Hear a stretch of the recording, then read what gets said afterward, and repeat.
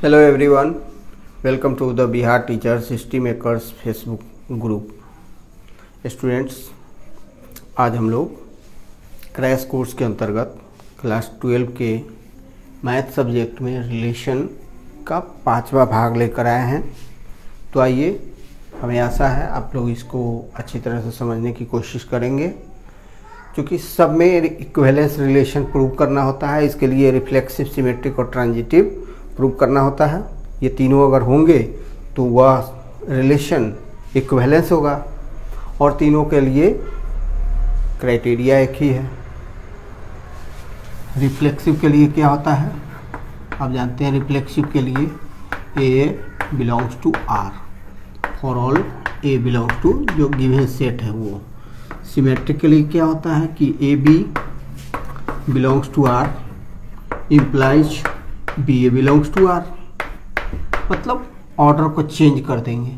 For all AB belongs to the set, जो भी set given हो उसमें AB belongs to R implies BA belongs to R, means order को change कर देंगे। और थर्ड ट्रांजिटिव, ऊपर ही लिखते हैं ट्रांजिटिव, ये रिलेशन। इसमें क्या होता है कि AB belongs to R and BC belongs to R. This implies AC belongs to R. Order pair AC belongs to R. For all ABC belongs to Z. तो इस तरह से आप सेम फार्मूला है रिफ्लेक्सिव के लिए या सिमेट्रिक के लिए और ट्रांजिटिव के लिए। हर क्वेश्चन में यही देखा जाता है। तो आइए हम लोग स्टार्ट करते हैं।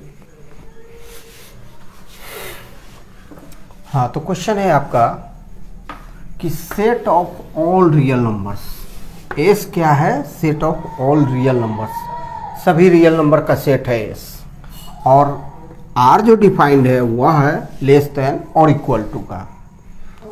पिछले वीडियो में बताया गया था कि रिलेशन आर सिमिलरिटी का होता है, कंग्रुएंसी का होता है, परपेंडिकुलरिटी का होता है, पैरेललिज्म का होता है, लेस देन का होता है, ग्रेटर देन का होता है, लेस देन और इक्वल टू का होता है। तो ये क्वेश्चन है लेस देन और इक्वल टू का। फर्स्ट क्या लिखेंगे हम लोग कि here S is the set of all real numbers. R is defined as, हम लोग इसको लैंग्वेज में भी लिख सकते हैं, डिफाइंड एज लेस देन और इक्वल टू, ऐसे भी लिख सकते हैं। तो फर्स्ट हम लोग चेक करेंगे फॉर रिफ्लेक्सिविटी कि रिफ्लेक्सिव है या नहीं। तो उसको रिफ्लेक्सिविटी कहा जाता है, रिफ्लेक्सिविटी, ये प्रॉपर्टी हुआ रिलेशन का, टाइप ऑफ रिलेशन हुआ। तो आइए देखते हैं। तो एस जो है वह set of all real numbers है और रिलेशन डिफाइंड है लेस देन और इक्वल टू। तो कोई एलिमेंट, कोई रियल नंबर ए ले लेते हैं, खुद से लेस देन और इक्वल टू होता है, ऐसा लिखा जाता है। For all a belongs to क्या एस। ध्यान दीजिए, कोई भी नंबर, यहाँ पर रियल नंबर लेना है, कोई भी रियल नंबर खुद के लेस देन और इक्वल टू होता है, छोटा या बराबर। For all a belongs to S, set S में बिलोंग कर रहा है ए। तो जब ऐसा है तो order pair a belongs to R, for all a belongs to S. So R is reflexive. R क्या है? Reflexive, reflexive relation. नेक्स्ट है सिमेट्रिसिटी। सिटी को कैसे प्रूव करते हैं? Let us suppose a and B belongs to set, given set S of all real numbers. Real number का set है जिसमें ए और बी दो रियल नंबर बिलोंग करते हैं। तो हम देखते हैं प्रॉपर्टी कि ए b, order pair A B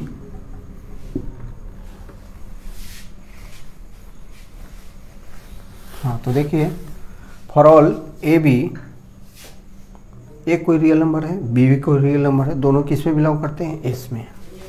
तो कोई भी नंबर अगर ए लेस देन और इक्वल टू बी हो, ए अगर लेस देन और इक्वल टू बी हो, तो क्या बी लेस देन और इक्वल टू ए होगा? नहीं होगा। ए लेस देन और equal to B, but B is not less than और इक्वल टू ए। एग्जाम्पल लीजिए कि 4 लेस देन और इक्वल टू 5, तो क्या, but 5 does not less than और इक्वल टू 4। 4 अगर 5 से लेस देन और इक्वल टू है, तो क्या 5 भी 4 से लेस देन और इक्वल टू होगा? नहीं, ऐसा नहीं होगा। Similarly if A less than और equal to B, but B is not less than और equal to A, for all, हाँ ऊपर लिखा हुआ है for all A B belongs to S. For all इसको कहा जाता है सभी के लिए। सो अब इसको ऑर्डर पेयर में लिखेंगे तो ऐसे लिखेंगे, order pair A B belongs to R, but क्या लिखेंगे, order pair b a does not belongs to R. For all A B belongs to set of real numbers S. So R is not symmetric relation या symmetric. तो R क्या है, symmetric नहीं है।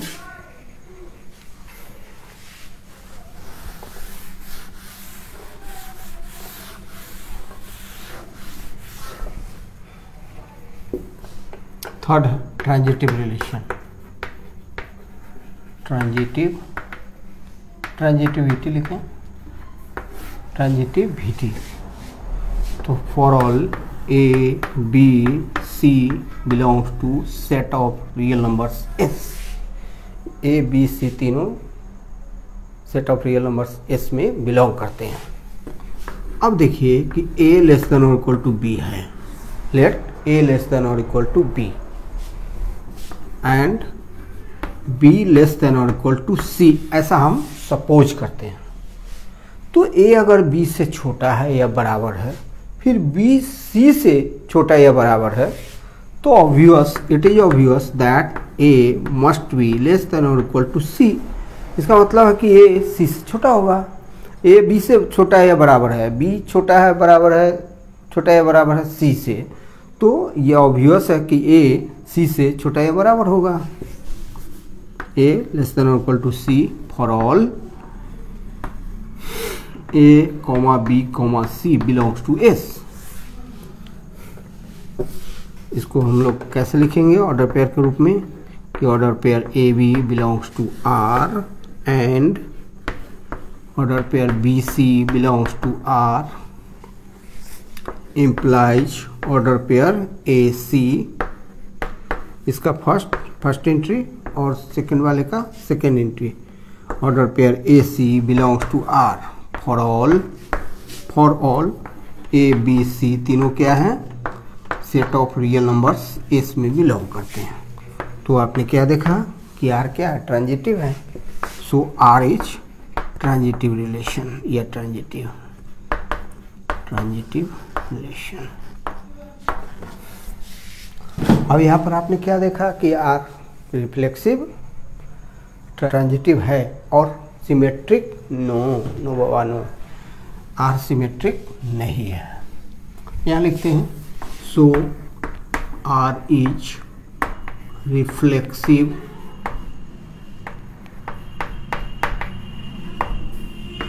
Transitive but not symmetric।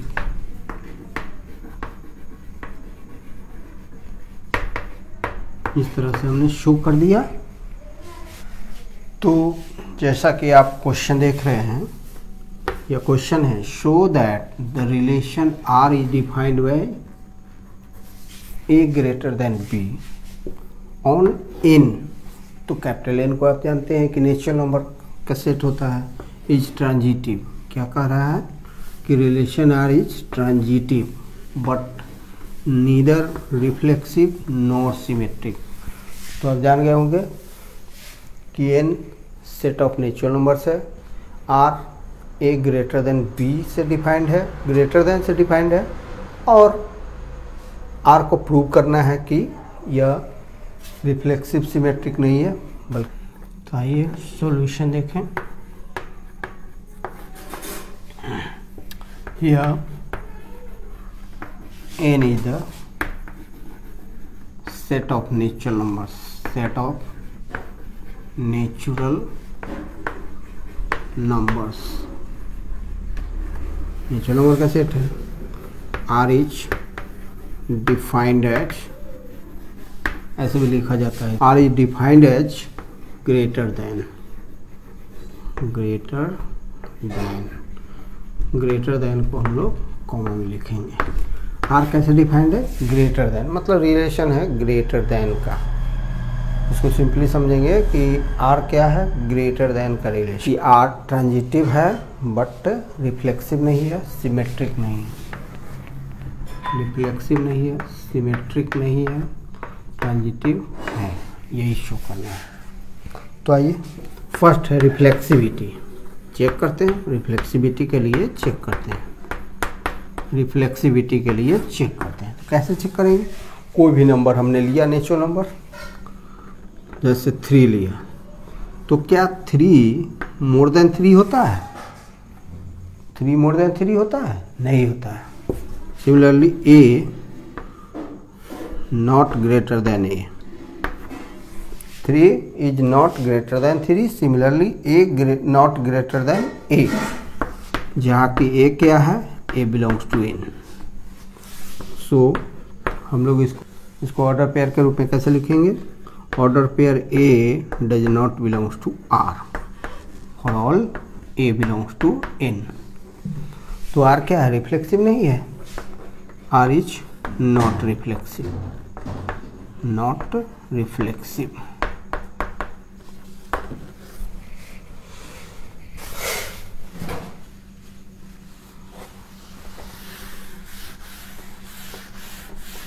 Next देखिए,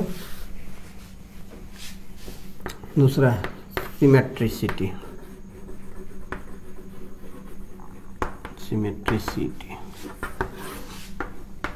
देखिए, for all, हाँ तो n तो नेचुरल नंबर का सेट है, तो कोई भी नंबर अगर 2 लेते हैं, 2 ग्रेटर देन 1, तो क्या 1 ग्रेटर देन 2 होगा इसके ऑर्डर को चेंज करने पर? 2 greater than 1 but 1 is not greater than 2, but इसको साफ से लिखते हैं, 2 ग्रेटर देन 1 बट इसका जो कन्वर्स है ऑर्डर चेंज करके 1 is not greater than 2। In general में क्या ए बी सी लेते हैं? In general if A greater than B but B is not greater than A, जब ए बी से बड़ा हो नेचुरल नंबर के केस में, तो बी ए से क्या है? बी तो ए से छोटा है, कभी भी बी ए से बड़ा नहीं हो सकता है। इसको ऑर्डर पेयर के रूप में कैसे लिखेंगे कि a order pair A B belongs to R but order pair BA does not belongs to R। for all A और B क्या है? बिलोंग करता है नेचुरल नंबर में। सो R is not symmetric, R क्या है? सिमेट्रिक नहीं है, R इज नॉट सिमेट्रिक, यह सिमेट्रिक रिलेशन।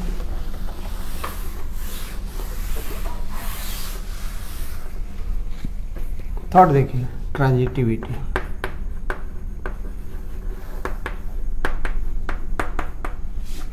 तो ट्रांजिटिविटी में क्या आता है कि अगर 1, ऐसा समझिए 4 greater than 3 and 3 greater than 1, suppose करिए नेचुरल नंबर ही है तो 4 greater than 3 obvious 3 greater than 1, obvious.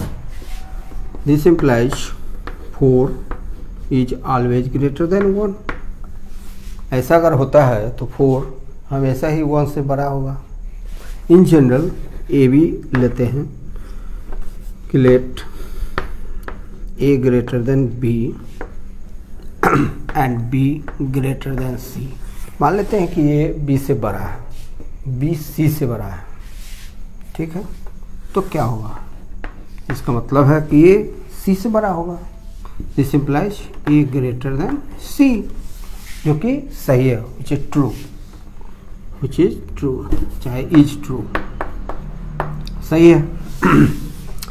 Order pair के रूप में लिखेंगे कि A B belongs to R and order pair B C belongs to are.